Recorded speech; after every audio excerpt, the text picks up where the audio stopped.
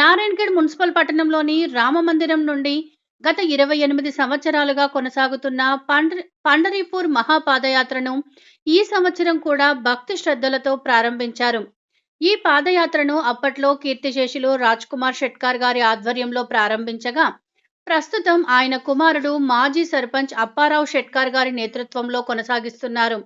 ఈ మహాపాదయాత్రకు శ్రీ కరణ్ గజేంద్ర భారతి మహారాజ్ అంతర్గావ్ పీఠాధిపతి గారు ముందుండి మార్గనిర్దేశం చేస్తున్నారు.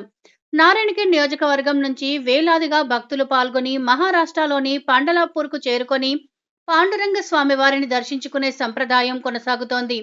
ఈ రోజు ఖేడ్ పట్టణం నుండి పాదయాత్రను ఘనంగా ప్రారంభించారు. ఈ కార్యక్రమంలో Zaheerabad MP Suresh Kumar Shetkar, Narayankhed MLA doctor Patlola Sanjeeva Reddy, PCC సభ్యులు కె శ్రీనివాస్ పాల్గొని భక్తులను ఉత్సాహపరిచారు.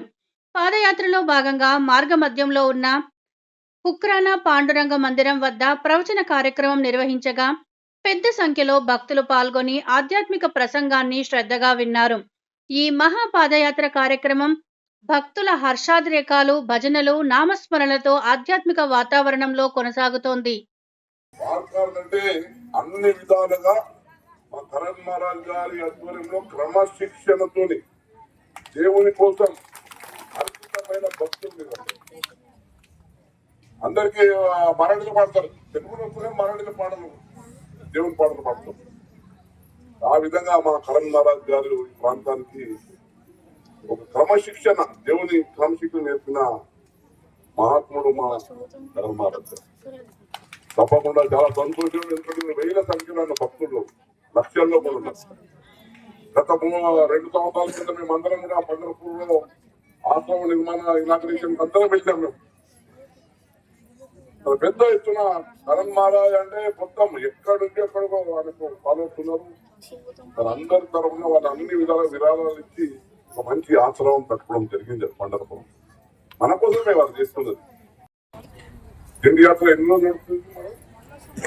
13 దినాలు భక్తి శ్రద్ధతో మరి వీళ్ళందరూ కూడా మరి పాండురంగం పేరుతోని మరి 13 రోజులు మరి సర్వస్వమై మరి పండరపూర్ మహారాజ్ పండరపూర్కి వెళ్తా ఉన్నారు. మరి అన్ని విధాలుగా మేలు కావాలని మనం కోరుకుంటూ, ప్రాంతానికి మంచి కావాలని కోరుకుంటూ, దాంతో పాటు ఆశ్రమం మా నారాయణఖేడ్ కూడా కాళీనాథ్ మందిరం పెట్టిన స్థలం ఉంది. దానికి అన్ని విధాలుగా మా శాసన సంజయ్ రెడ్డి గారు చెప్పిన తప్పకుండా మా అందరి సహకారంతో ఎండోమెంట్ సంబంధించి మీకు ఏం లీజ్ కావాలా, లీగల్ ఏ విధంగా కావాలో అన్ని విధాలుగా తప్పకుండా ఎండోమెంట్ మినిస్టర్ గారితో కానీ అధికారులతో మాట్లాడి అది ఆ కార్యక్రమం కూడా చూద్దాం.